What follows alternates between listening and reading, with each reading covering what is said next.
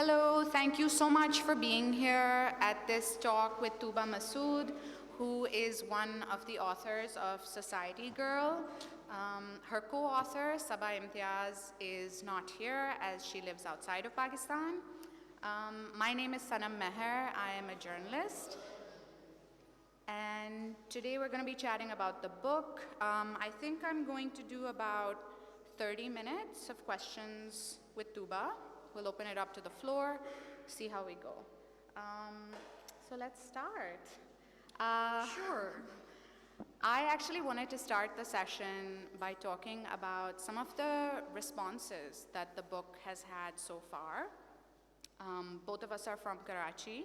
I did an event for the book in Karachi, and something that was really interesting to me was the reaction that a lot of people were having to the title and to the cover of the book. I think that this reflects a suspicion that we generally have of the media when the media takes up a story like this that has been buried for quite some time. I think it also reflects a nervousness on the part of people who love Mustafa Zaidi's poetry. So I kind of wanted to start there. This title, this woman on the cover, what can you tell us if we haven't heard the podcast? There's a podcast called Notes on a Scandal. Right, which Saba and Tooba did as they were working on this book. But if someone hasn't listened to the podcast, if they haven't read the book, can you tell us about this title, this woman on the cover? What is this book about? Sure. So, it's really interesting that you started with that because yesterday I met a gentleman who saw the book and said, have you written a history of society girls in Pakistan? And I had to explain to him this is actually a 50-year-old murder cold case that Saba and I reinvestigated. And the title is a pushback against what people assume a society girl is. And if you actually read it, it'll help you understand.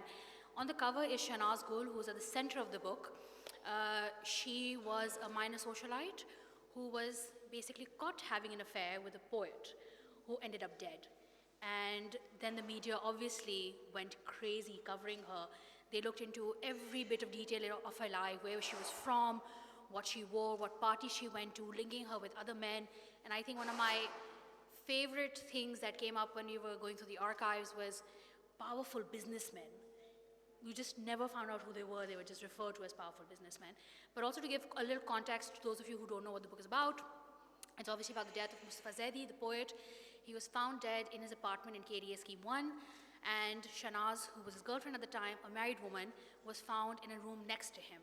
Mustafa passed away, Shahnaz was alive, she had passed out. And yeah, so it just goes on from there, and it's looking at the case, her life, his life. And while a lot of people might look at the cover and think it's more about the scandal and the sex and everything, it's actually a cultural and social history of Pakistan. Because it's about the 60s and 70s, it's about the cyclone Bhola, it's about the first general elections, it's about what happened with East Pakistan. So there's a lot more happening. Mustafa Zaidi is found dead in his house. Shahnaz Gul, who he is involved with, is also at the house. She's found unconscious. This is October 1970. Can you set the scene for us a little bit in terms of what was happening in October 1970, what was going on with these two people? Why did this case become as sensationalized as it did? Like, can you give us the context in terms of how big it got? Sure. So 1970s is obviously the Yahya years. In December 1969, Mustafa and 299 other civil servants had been dismissed in the 303 case. And he had moved from Lahore to Karachi. So he was trying to figure out what to do. He was in a very tough position. He wasn't getting any work. He didn't have money. He was staying with a friend. His family had moved back to Germany. And then obviously there was Shahnaz, a woman that he had been linked with for over a year. And she was trying to get out of that situation, if that makes sense. Otherwise, like if you're looking at the social and political context, you have your country's on the verge of a civil war. Right after Shahnaz gets arrested, there's Cyclone Bhola, where more than 100,000 people have died. Press coverage, I mean, honestly, we haven't had anything on record that the press coverage was controlled by the military that much, but it was. Because as soon as Mustafa's death hits the press and Shahnaz gets arrested, that is all you see for the next 2 years. So from 1970 to 1972, Shahnaz's face is on the front cover of every English Urdu regional newspaper. And I mean, except for I think Election Day, which is when they didn't have her face on the cover, but every day there was something about Shahnaz. Made up stuff, real stuff, it was just insane coverage. Why was that for 2 years? And these aren't two of the quietest years. I mean, 1971 was a big year. There was so much going on. 2 years where she's constantly on the front page. What did you make of that? Why was this case so big? So there were two things I think that really stood out to us. One was the fact that people, like there's a massive appetite for gossip. Not just in Pakistan, but South Asia, and I think the world in general, like everyone likes gossip, they want to know more. So a lot of the newspapers that were covering the case, it started with the evening papers, right? Which were more sensational. They brought up more scandal and these kind of things. So for them, I think it was a nice distraction, and it was someone who they considered high society caught in a scandal. Before that, you would hear of people having affairs, sleeping with each other, having sex and all that, partying, drinking, but you hadn't ever caught someone in a situation like that.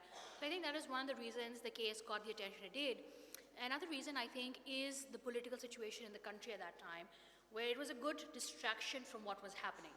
Like people, I mean, when I was studying journalism, I remember my professor once told me, people are going to care more about the person who's died in the street than 1,000 children dying somewhere else. So this case became that. This is one person who's died in this big city and what's happening around it.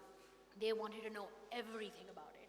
So I think there was also like a lot of readership for it, right? So people wanted to know what was happening. And there was no social media at that time, so you couldn't consume information as it happened. What drew you and Sabah to the case? Like you guys had heard about this, and how did you guys come together? How did that happen? Sure. So Sabah and I came across the case in different ways. Sabah came across it, I think, around 2011 or 2012. We used to work together at the Express Tribune, where you and I also work together. And in her free time, she would basically go through old archives. She was going through the AP Newswire archives, and she came across the headline, which was Pakistan's first jet set murder. And it had all these details of this scandal, and it was decent coverage. And it was something that she'd bookmarked and kept aside. And then I came across the case in 2015 when my father passed away. A friend of his told me that there were a lot of similarities with Mustafa's case and my dad's case. So obviously, as a journalist, I was like, must find out what happened. So I went and I looked it up, and I was pretty obsessed with it for a couple of years, but I didn't do anything about it. I just put it aside that someday I'll look into this. In 2019, the summer of 2019, Sabah and I met in the Dawn Library where I was working. She was researching another story, and we were just talking about it, and I told her, I was like, well, if you ever want to work on something together, there's this case, the Mustafa Zaidi case, and she's like, oh my God, no. And that's how we started working on it. So we didn't have a definitive timeline or plan. We were like, okay, we'll start looking at some archives, we'll interview some people, and it was a pretty slow process. It's only, I think, after our second interview that we realized that there was much more in the story that we were being told or we saw in the archives. And that's what really got us hooked. What was in that second? Because I was going to ask you, I mean, you could do a long form piece on this and be done with it, a book length project. What did you think the story would yield, or what were you curious about? Like with that second interview, what came up? So I think when we started our research, we were very much Team Mustafa, because we were like, okay, let's reinvestigate and see what we find out about what actually happened to Mustafa. The more we actually started getting into it, we realized that there was a certain narrative that Mustafa's family and friends had. And it was actually not quite what had happened, as we learned when we interviewed more people. There was much more to the story, and I think over years we realized that while Mustafa was a character in the book, it was actually Shahnaz who was the center of our book. Also responding to your question about the long form piece, initially we had decided that we would do a long form piece, but we didn't have much luck with that, but we felt so strongly about the story that we had and what we were researching that we decided to do our own podcast. So we were thinking about it, and both of us we've never dealt with that medium before, right? So we were thinking, okay, what do we call it? And then my husband, who's in the crowd, helped us name it, and we called it Notes on a Scandal. So we did 2 seasons for that, where we looked at the case history and a bit of the investigation, and we left a chunk of it for the book. It was during the podcast that we actually got a book deal. And then that's how the book and the long form piece happened. But yeah, I think both of us were very, very drawn to the story. And we felt it was a story that had to be told. Because if you look at the archives and the coverage that it got, it's very unfair on Shahnaz and on Mustafa as well. Did you note that right off the bat? I mean, for the Shahnaz bit, yes. We could tell that she had been painted in a certain light. Can you tell us what sort of, how was she described? She was described, she was the bad woman, right? Like, there were photographs. I mean, it's really jarring, actually, because after she got arrested, the Mashriq and the junk photographers, they would try to get a photo of her anywhere with the chadar cover, chadar ke andar ghus ke uski tasveer lagana. I mean, imagine that the police was so upset that they had to send in a decoy, like a pretend Shahnaz, so that the photographers would take a photo of her and be distracted, and then they take the other Shahnaz out. And like a lot of the headlines focused on, that she was with this person, she was associated with smugglers. It just painted her in like such bad light, and it was always, the media was kinder towards Mustafa, but not really. Did it start for you? You said you were Team Mustafa. Did this project start as a whodunit? You were gonna figure out what actually happened with the murder, and then it sounds like as you're getting into the archives, Shahnaz comes forward more as a character. What sort of questions were coming to your mind? What sort of interests were coming to the fore, as opposed to the murder, which was the most sensational event? Yeah. So it did initially start out as a whodunit, because we were like, okay, who killed Mustafa? Because that's what it looked like. It was very, if you look at it even today, like if you just look at the archives, it's very simple. It's like, okay, this man was murdered, who murdered him and why? But as I mentioned, like after our second interview, we realized that the narrative we were getting was that Mustafa was this family man who was entrapped by this woman who killed him. And the kind of language that people used in our interviews while talking about Shahnaz, today, I think we are much freer with the kind of words we use, but these people were using words like calling her an air hostess. And it really took me a while to understand that they're actually insulting her, and it's the equivalent of something like a slut, right? And that's when we actually really sat and thought about it. We were like, okay, Mustafa, we understand there's so much on Mustafa, right? Like people have his poetry, they all think of him as this great civil servant, and he was very honest. He's looked up as an example in great civil servants and everything. But with Shahnaz, we were like, okay, there's nothing about her, no one knows her, why is that? And she didn't even get a chance to defend herself. She was a very private person, so it really just stuck to us, right? We were like, where is Shahnaz? So that's when we actually got really interested in Shahnaz and started looking into her more. When you started, I remember you told me both of you thought she was still alive, right? And you're talking about a woman who this incredibly sensationalized case takes place. She is front and center in this. She's photographed constantly. The book really gets into how she was treated throughout the investigation, invasions in her privacy, which were not even considered invasions. She's photographed or watched even when she's in jail, awaiting trial. There was someone who dressed up as a swami or like a guru type person who went in trying to read her hand and all that. So the people tried literally every trick in the book. As you are finding out all of this information, and as you learn that this principal character is not available to you, how did both of you start to understand, well, do we have a right to get into this story? I mean, Shahnaz was around for a long period after this case, after everything wrapped up. She never spoke out. How do you sort of align your interests in the work with what were perhaps her desires for privacy?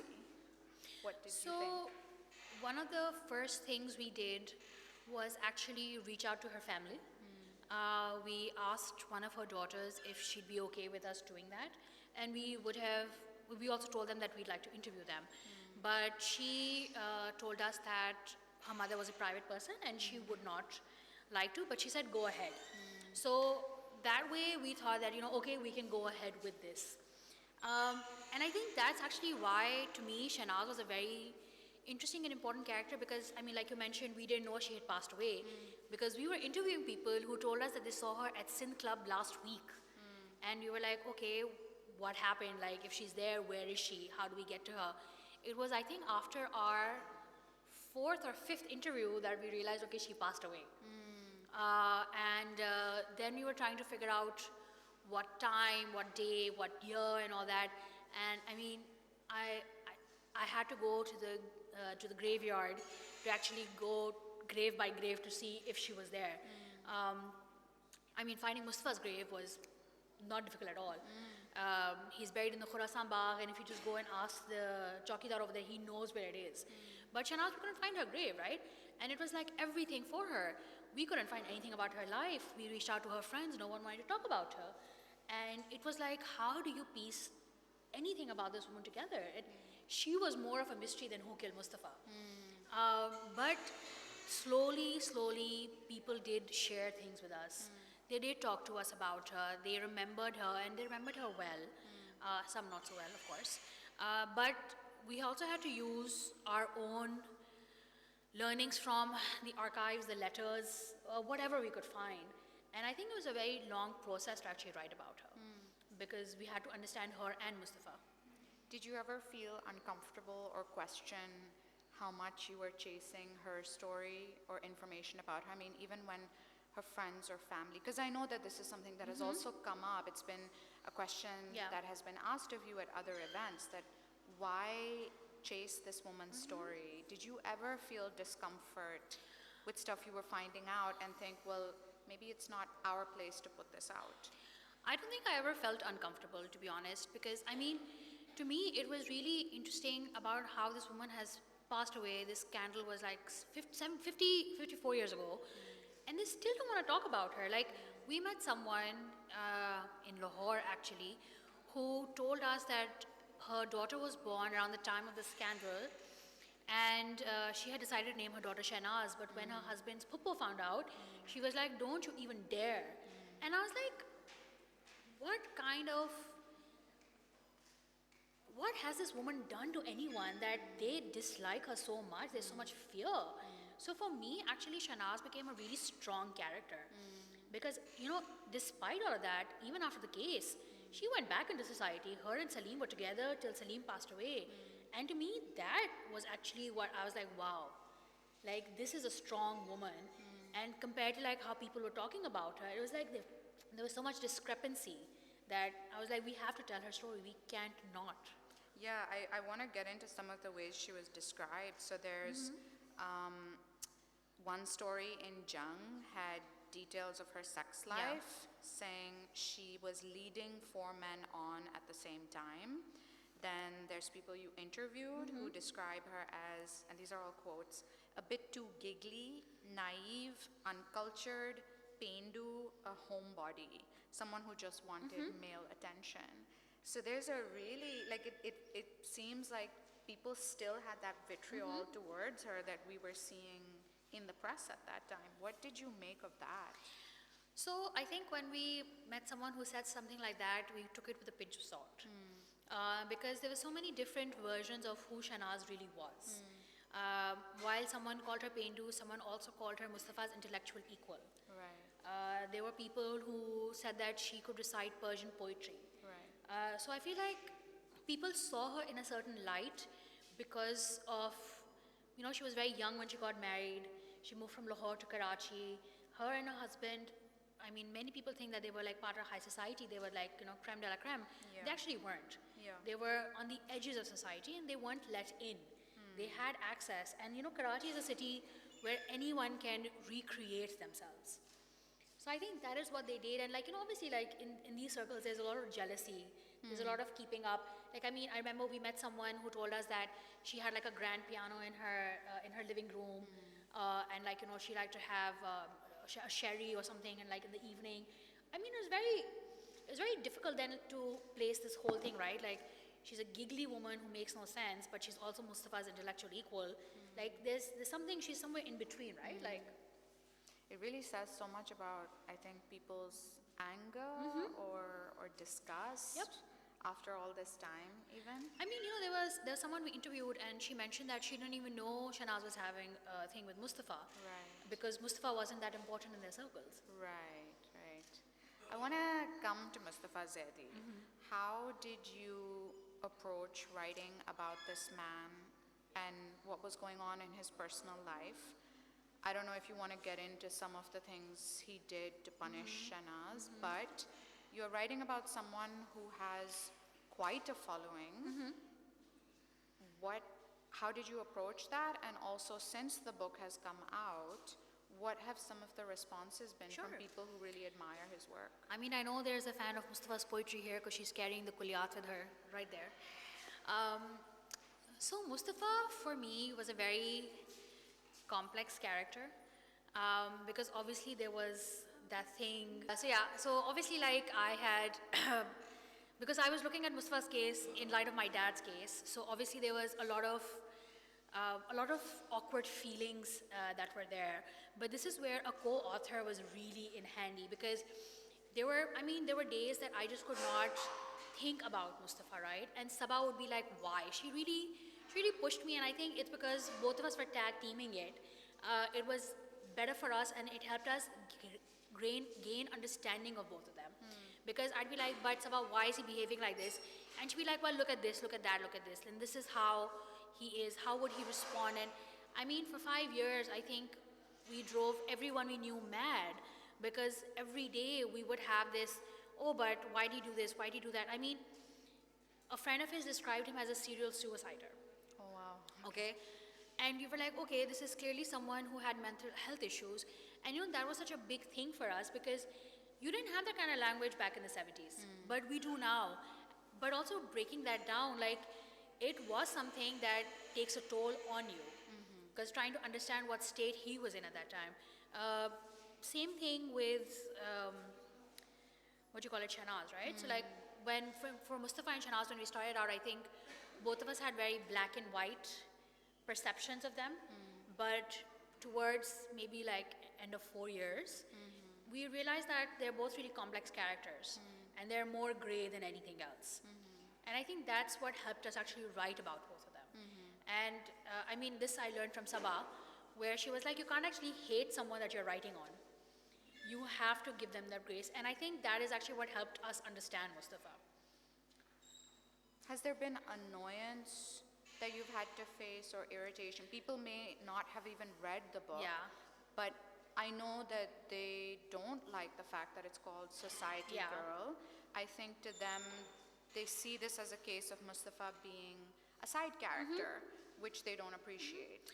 What So- what are the sort of reactions you've So been the getting? reactions have kind of been mixed, which has been really interesting. Like, a lot of people have reached out to us and said stuff like, I mean, I don't know how many of you read it, but like, if you read the conclusion, it's we've put forward what we think happened, right? So a lot of people have reached out to us and said, I don't know why you said that, because Shahnaz did it. Like, they were 100% certain that she did. So I find it really interesting reading their perception and their read of it. Other than that, like, yes, people have been very upset with the title. They've been very upset about why Shahnaz's face is on the cover. I mean, for those of you who don't know, there are very little, like, I think 5 or 6 high-definition photos of Shahnaz that are available. Otherwise, everything that we have is stuff we've taken from the archives. We asked people to share photos, but people did not want to. So this photo is what we got from Zaidi, who's a veteran photojournalist in Karachi. Zahid Saab at that time was working for a newspaper, I can't remember the name, but he was based somewhere else, and उनकी archives से उन्होंने हमें ये 5 तस्वीरें निकाल के दी थी. These photos were taken when Shahnaz was during the case. So it was at the Karachi Commissioner's office. And when we actually saw those 5 photos, so Sabah actually went to get the photos from Zahid Saab. She'd gone to interview him, and he surprised her with these photos. And she sent them to me, and when we looked at the photos is when we realized that all the things people said about her, that she was the most beautiful woman in the room, were true. Because if you actually see those photos, you're like, you'll be blown away. Because I mean, that nose, the face structure, like she is gorgeous. Mustafa, everyone knows what he looks like. Everyone knows those like milk bottle glasses, the hair. So we were like, okay, like this is good. Like Shahnaz it's a beautiful face, but not many people know her, which is what she was like. Initially, Sabah and I wanted a very minimal cover, where we didn't want anything, but then our publisher's designer actually sent this over, and we fell in love with it. We were like, this is what it has to be. And when it comes to like the title of the book, so I think it was a no-brainer for Sabah and me. We threw around a couple of names, and like within 5 minutes, we were like, yeah, this is it. It does not have anything to do with the movie. I will let you know right now. Unfortunately, this was supposed to be an hour-long session. It has now become 30 minutes. But Tooba is going to be signing books at where the books Liberty are. in Hall 1. So please, I'm so sorry, guys. Ask her your questions there. Sorry. Thank you so much. Sorry, guys.